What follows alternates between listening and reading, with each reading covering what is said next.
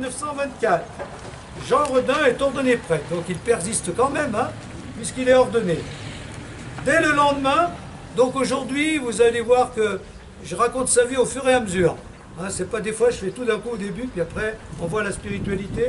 Là, le livre qui m'a inspiré est fait comme ça. Donc, on le suit au fur et à mesure, et on voit à travers sa vie quelle spiritualité l'anime et quelle spiritualité nous invite à vivre. Dès le lendemain, il rejoint la paroisse Saint-Maurice d'Épinal comme vicaire. Et là, il trouve de quoi déployer son énergie et son tempérament, donc de fonceur, désireux de bousculer l'inertie égoïste des communautés chrétiennes. Donc il dit, maintenant que je suis vicaire, je vais faire bouger la communauté où je suis envoyé. Voilà comment il décrit sa paroisse relativement vivante. Menée par un curé et 3 vicaires, c'est les paroisses d'autrefois ça, hein.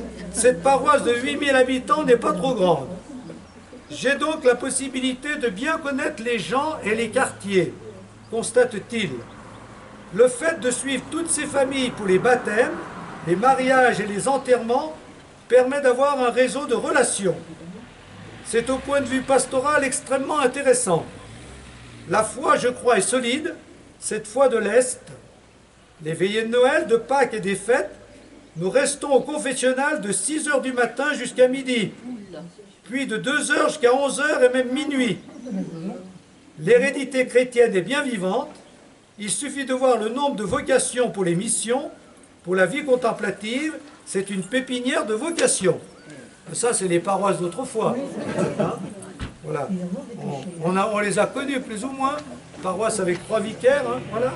Et puis des messes en veux-tu en voilà. Et puis des confessions, pour Pâques notamment.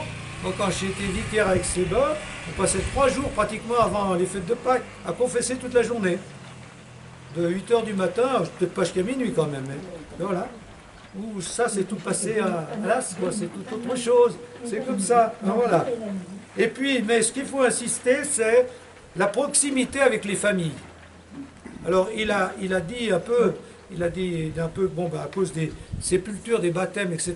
Ça encore on le vit un peu, mais autrefois, ça me permet aussi de dire ce que j'ai vécu. Moi, quand je suis arrivé à Aix-les-Bains, chaque vicaire était responsable d'un quartier, ou même de 2. Et il allait systématiquement visiter toutes les familles. Donc si on se pose des questions aujourd'hui sur la déchristianisation, ben, il y a la question de la foi, du rationalisme, du matérialisme, mais il y a la question aussi qu'on n'est plus assez proche des gens. Et ils ne nous voient plus, nous prêtres, et vous, le chrétien, est-ce qu'ils vous voient? Ben, ça sera aux chrétiens de visiter, faire quelque chose. C'est une parenthèse, c'est pas... Hein, voilà. C'est la proximité avec les gens qui est quand même la base de la mission. Et tout à l'heure, on aura l'évangile justement de l'envoi en mission, hein, dans la lecture de l'évangile d'aujourd'hui. C'est l'évangile d'aujourd'hui. Jésus renvoie et dit passer de maison en maison. Donc ça, à cette époque-là, on le vivait. Maintenant, comment est-ce qu'on le vit? Si on veut des communautés plus vivantes, et puis vivre la mission, ben, il faut retrouver la proximité, mais avec quels moyens? C'est une grosse question. Donc voilà la paroisse qu'il rencontre et qui lui plaît beaucoup. La paroisse est donc bien vivante. Elle a mis sur pied de nombreuses activités. À cette époque-là, c'était ça. Gymnastique, fanfare, théâtre, cinéma. Vous avez connu ça dans vos paroisses autrefois? Voilà. Moi, quand j'étais jeune prêtre, j'allais à Ossois faire des camps. Le curé d'Ossois, c'était lui il avait le cinéma, une salle de cinéma. C'était lui, qui organisait les cinémas pour le village d'Ossois. C'est ça, hein. Il y a aussi du théâtre et plein de choses. Tout cela, les messes et la prédication du dimanche, remplissent largement l'emploi du temps d'un vicaire. Et Jean ne rechigne pas la tâche. Il fait même preuve d'un zèle infatigable, se proposant par exemple de veiller les malades quand la famille n'y arrive plus. Hein, voilà.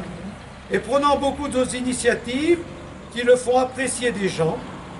Mais voilà, rendre jaloux son curé, qui trouve qu'il en fait un peu trop. Donc il n'a pas de chance, ce brave Jean Redin. Il connaît un séminaire, vraiment tout le contraire des premières communautés chrétiennes et de ce que lui imagine. Et il rentre dans une paroisse vivante, mais il en fait tellement, il en fait trop pour le curé. Voilà. Alors, Il en fait tellement que ses frères lui disent ironiquement, tu ne pourras te contenter d'une paroisse, pas même d'un diocèse. Ce qu'il te faut, c'est le monde entier. Donc ça, c'est les critiques des frères, des confrères, ça. Hein. Voilà. Ben voilà. Et ce qui devait arriver, arriva. Son curé intervient auprès de l'évêque pour l'envoyer ailleurs, dans 2 pauvres paroisses au fin fond du diocèse. C'est dur tout ça. Hein. Donc il connaît quand même beaucoup d'épreuves, ce brave. Hein. Voilà. Mandres-sur-Vère et Noroy-sur-Vère, je ne connais pas. De ce mal, Jean va en retirer un bien grâce à son tempérament de feu, réactif, désireux de faire beaucoup. Avec sa fermeté d'âme, il se met immédiatement au service de ces quelques paroissiens pour se familiariser avec eux et ensuite donner pleinement la mesure de son talent apostolique. Donc il se met à recréer des relations avec eux, même s'ils ne sont pas nombreux. Et donc c'est comme ça que ça va bien repartir, en tout cas pour lui, rompant à son habitude, avec les préjugés de l'époque, il restaure ces 2 églises et les transforme en lieu de pèlerinage. Donc pour qu'il y ait d'autres, puisque c'est 2 petites paroisses, pour que d'autres viennent d'ailleurs. Hein, comme le curé d'Ars qui a fait un peu pareil, enfin il n'a pas restauré, mais les gens venaient d'ailleurs. C'est comme ça que la paroisse est devenue très vivante. Des pèlerins arrivent de plus en plus nombreux, en particulier d'une ville thermale proche, Vittel. Vous connaissez? Voilà. Donc, sa paroisse va prendre beaucoup de dimensions, même si au départ, il n'y avait pas beaucoup de monde. Et donc, il fait revivre la procession de la fête de Dieu, et certainement beaucoup d'autres choses, crée une kermesse. Ça vous dit, les anciens connaissent tout ça, hein. C'est ce qu'on faisait dans toutes les paroisses. Une vente hebdomadaire de livres, et lance des cours hebdomadaires d'histoire sainte pour les enfants. Voilà, donc il est très actif, avec les moyens qu'il a, il en fait beaucoup. Il vit très simplement, circule en bicyclette suivi de son chien-loup Domino. Bon, ça c'est un détail.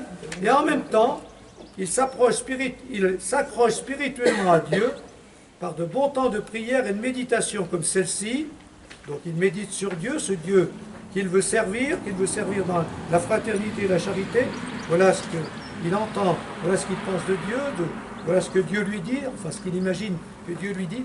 Je suis le Dieu patient qui attend 1000 ans pour laisser le glacier creuser la vallée et 1000 ans encore pour ordonner au soleil de tapisser la vallée avec les joyaux de mon herbier. Je suis le Dieu vivant qui allume le grand soleil à son aurore, mais n'éteint pas la mèche qui fume encore, et qui déclenche l'éclair à son heure, mais 70 fois 7 fois attend et pardonne une fois encore. Je suis le Dieu vivant qui, vous avez la vie, le mouvement et l'être. Je suis le Dieu vivant de qui vous avez la vie, le mouvement et l'être, et dont le bras vous tient et vous soutient, tandis que vous adorez les fables et les idoles fabriquées de la main des hommes. Je suis le Dieu présent qui n'a pas peuplé le monde de ses esclaves mais de ses enfants. Le Dieu présent qui attend le moment où, rentré dans la chambre, les portes étant fermées, la radio coupée, le cœur loin du monde, le cœur ouvert, tu l'adores. Enfin, mon enfant, en prononçant lentement, face à face, le seul dialogue vrai, notre Père qui est aux cieux ou qui est aux cieux. Oui, donc une de ces méditations. Hein. Donc le Dieu vivant, le Dieu patient, le Dieu créateur, le Dieu qui pardonne, le Dieu qui est présent dans nos vies, ce Dieu qu'il veut servir, et donc qu'il sait prier pour se ressourcer, et ce Dieu qui va l'envoyer donc pour cette mission qu'on va voir se développer cet après-midi. C'est bon comme ça pour la partie de sa vie. Hein, d'accord? Alors, je continue. Le curé de Mandres-sur-Vère et Noroy-sur-Vère s'est donc bien mis au travail et a su surmonter sa mise à l'écart. Et voilà que l'imprévisible se présente. Le mouvement jossiste s'organise à Épinal. L'équipe nationale demande au nouvel évêque de Saint-Dié de désigner un aumônier à la section féminine de Neufchâteau. Donc, le voilà lancé dans la JOC. Et l'action catholique, ça va être déterminant pour lui. L'action catholique et cet apostolat qui le passionne va peu à peu lui faire quitter son diocèse. Donc il est appelé à être aumônier, hein, la JOC. jeunesse ouvrière catholique. Ça vous dit quelque chose? Bon, il y en a qui ont peut-être fait de la JOC, de la JAC, de la GEC, hein, et peut-être d'autres mouvements d'action catholique. Il n'y en a plus beaucoup, mais il y en a encore un peu. Hein, la CI, par exemple. Hein. Voilà, le MCC, etc. Petite parenthèse, vous savez que les deux secrétaires de la CGT et de la CFDT, vous savez ça? Sont passés par la JOC, Sophie Binet et Maryse Léon. Voilà. Et Laurent Berger aussi. Laurent Berger aussi. Donc, la JOC a formé, bien sûr, à l'action. La JOC, c'est l'action catholique, mais l'action catholique militante. Hein. L'action catholique qui veut changer le monde et qui ne veut pas se contenter de vivre une vie spirituelle simplement dans la relation à Dieu. Et donc, Sophie Binet, la croix, elle lui a dédié 4-5 pages la semaine dernière. Elle dit bien que elle ne dit pas qu'elle est croyante, mais qu'elle a vécu, elle a appris à être militante au service des autres et de la justice dans la JOC. Voilà. Voilà. Progressivement, mais bon, l'action catholique, c'est basé sur le voir, juger, agir. Elle en parle d'ailleurs, elle aussi, dans cet article de la Croix. Hein. Voir ce qui se passe, juger pourquoi ça s'est passé comme ça, puis ainsi agir pour changer la situation. Hein. C'est ça. Progressivement, il découvre la vie des jeunes ouvriers, avec le poids des contraintes, du travail, avec les inégalités et les injustices sociales. Il développe son action apostolique avec l'énergie qui le caractérise, et à l'occasion des congrès nationaux, il tisse des liens avec le fondateur de la JOC, l'abbé Guérin, célèbre. Hein, voilà. Parce qu'il va participer aux réunions régionales, nationales, et donc là, il y a toute une effervescence, et à ce moment-là, il y a beaucoup de monde. Hein. Les abbés aumôniers parisiens sont fascinés par cet étrange curé de campagne dont les propos, pour brefs qu'ils fussent, s'avèrent toujours chargés d'intelligence, d'ardeur et de foi. Hein, voilà. Bon. Un homme de foi, d'ardeur, qui a envie de faire bouger les choses. C'est comme ça qu'il va trouver avec la JOC de quoi s'investir encore plus dans son désir de faire en sorte que l'évangile soit vécu dans la communauté chrétienne, fraternelle et dans la charité au service des autres et des plus pauvres. En 1934, l'abbé Guérin demande au cardinal Verdier, archevêque de Paris, de demander à l'évêque de Die le prêt provisoire de l'abbé Jean Redin. Hein? L'évêque convoque Jean Redin et lui propose, pour le retenir, une promotion diocésaine. Vous voyez comment fonctionnent les évêques? La sous-direction des œuvres diocésaines.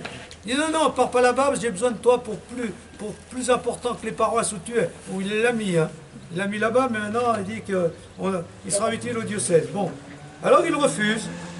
J'ai une bonne raison d'accepter ce qui m'est proposé, la JOC, au lieu de me morfondre au bout du diocèse. Donc voilà, il décide de s'investir encore plus dans la JOC. L'évêque finit par accepter son départ, mais 6 mois plus tard, vous voyez, Jean reçoit une lettre de son évêque lui interdisant de remettre les pieds dans son diocèse. Vous voyez, hein? Aujourd'hui, il y aura beaucoup de... Vous voyez, je trouve que quand même, c'est peut-être pas très spirituel ce qui est dit, mais c'est la réalité. Et donc, quand on est... Comme ça, il faut s'approcher quand même, hein, pour être fidèle à ce qu'on croit. Et il a quand même le curé qui l'envoie, l'évêque qui veut le retenir, ensuite, bon. Donc, voilà. C'est l'occasion pour l'abbé Rodin de réfléchir sur l'évolution de l'Église et de faire le choix de se donner à tout ce qui fait avancer l'Église, notamment les œuvres de charité, la lecture de la Bible, le renouveau liturgique, la responsabilité des laïcs et bien sûr l'action catholique. Donc lui, il est déjà dans la mouvance du Concile et de l'Église qui va se construire à l'occasion du Concile, dans une Église plus vraie, où il y a les œuvres de charité, mais en même temps, comme il l'a fait dans ses paroisses, la lecture de la Bible, hein, le renouveau liturgique, des assemblées plus vivantes et où on comprend ce qui est dit, quoi. Voilà, donc moins de latin, plus de français, même si maintenant c'est le contraire, pour beaucoup, aujourd'hui ça revient un peu. La responsabilité des laïcs et surtout l'action catholique. Ça, vous voyez, c'est ce qui caractérise les paroisses qui se sont construites un peu dans la mouvance du Concile. Hein. Dans ses responsabilités au service de la JOC, il reçoit notamment la charge d'organiser la grande veillée nocturne du Congrès national au Parc des Princes, transformée en une immense cathédrale sur le thème « Le travail est une collaboration à l'œuvre de la création et à l'œuvre de la rédemption ». Vous savez, les rassemblements de la JOC nationaux, ils étaient au moins 50 000 ou 60 000 jeunes. Hein. C'est dire, c'était les JMG de l'époque, hein. Voilà, autour d'évêques et de prêtres. Voilà. Le congrès qui réunit à bord 45 000 jocistes. Ouais. La préparation spirituelle, matérielle et scénique est très difficile, mais c'est un immense succès qui lui fait dire le congrès qui réunit 45 000 jocistes à Paris est un immense et émouvant succès. L'ardeur et la ferveur de ces jeunes ouvriers et ouvrières convainc les plus sceptiques. La paraliturgie saisit le cœur et l'esprit. La paraliturgie, vous savez ce que c'est? C'était des spectacles sur des thèmes bibliques. Hein, c'était pas une liturgie comme la messe ou une liturgie de la parole. Hein. Voilà, c'était un jeu scénique sur un thème biblique. Voilà. On y voit les corps de métier s'avancer tour à tour, porter le produit de leur travail pour construire l'autel où un ouvrier devenu prêtre va célébrer sa première messe. Voilà, hein, c'était des... Donc, une paraliturgie, il trouve que vraiment, là, il se sent vraiment dans ce à quoi il se sent appelé. Voilà. Marqué par cette rencontre avec le monde ouvrier, l'abbé Rodin soutiendra les prêtres ouvriers en disant « Le Christ a voulu être ouvrier, il a aimé le bois dont il connaissait tous les secrets. Il est né et mort sur ce bois. » Donc, vous savez, le mouvement des prêtres ouvriers, vous les avez connus, hein? Voilà. Alors, je ne sais pas ce que vous en pensiez, vous en avez peut-être connu. Maintenant, bon, ils ont été interdits. Voilà. Il y en a encore. Pas beaucoup, mais il y en a encore. Par contre, il y a encore la mission de France. Et la mission de France, eh bien, j'en parle d'autant plus que j'accompagne un séminariste de la mission de France qui a fait une première année. Donc il est venu, parce qu'il travaillait à Pont-de-Beauvoisin. Donc la mission de France, le principe, c'est que d'abord, il faut avoir un travail. Et ensuite, les 2 premières années, quand on se pose la question du séminaire, on garde son travail. Mais un week-end sur 2, ils vont à Paris, à la maison de la mission de France, où il y a de la théologie, de la Bible, la vie, l'équipe de vie spirituelle, la relecture, etc. Voilà. Et donc ce séminariste, il a fait sa première année et il va travailler à Mairie, cette 2e année, puisqu'il change d'endroit. Donc il va peut-être s'investir sur Aix-les-Bains, un petit peu, si la paroisse a besoin de lui, d'après ce qu'il m'a dit, mais enfin c'est pas encore clair. Donc je trouve que c'est intéressant. Et donc, pendant les 2 premières années, ils gardent ça. Et après, une fois qu'ils seront ordonnés prêtres, ils auront un travail. Voilà. Ils gardent leur travail. Voilà. Il y en avait un qui a fait 6 ans, qui approche de la soixantaine. Il a fait 6 ans comme ouvrier agricole, vacher même, en Chartreuse. Jean-Paul, il s'appelle Jean-Paul. Oui, donc les prêtres ouvriers, il y en a encore. Mais c'est dans le cadre de la mission de France.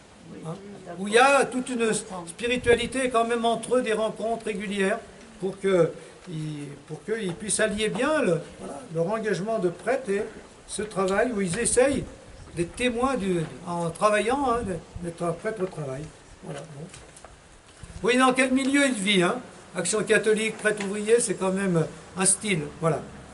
Voilà comment à cette époque Jean Rodin voyait l'évolution de l'Église.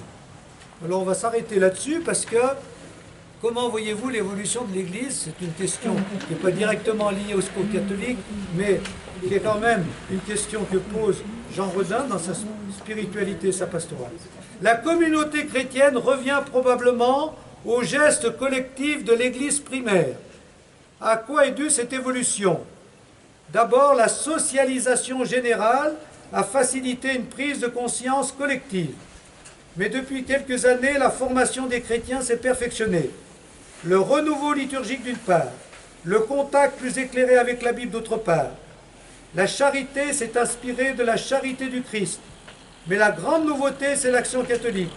Ces organisations, sous la forme générale ou spécialisée, ont lancé dans certaines paroisses des militants laïcs désireux de responsabilité. Cette action catholique a créé un climat apostolique plus attentif aux besoins des individus est plus soucieux de pénétrer les institutions. Voilà. Alors, il décrit l'évolution de l'Église. Est-ce que ça correspond à ce que vous avez connu de l'évolution de l'Église depuis votre enfance jusqu'à maintenant? Connu et vécu. Connu et vécu. Hein, voilà.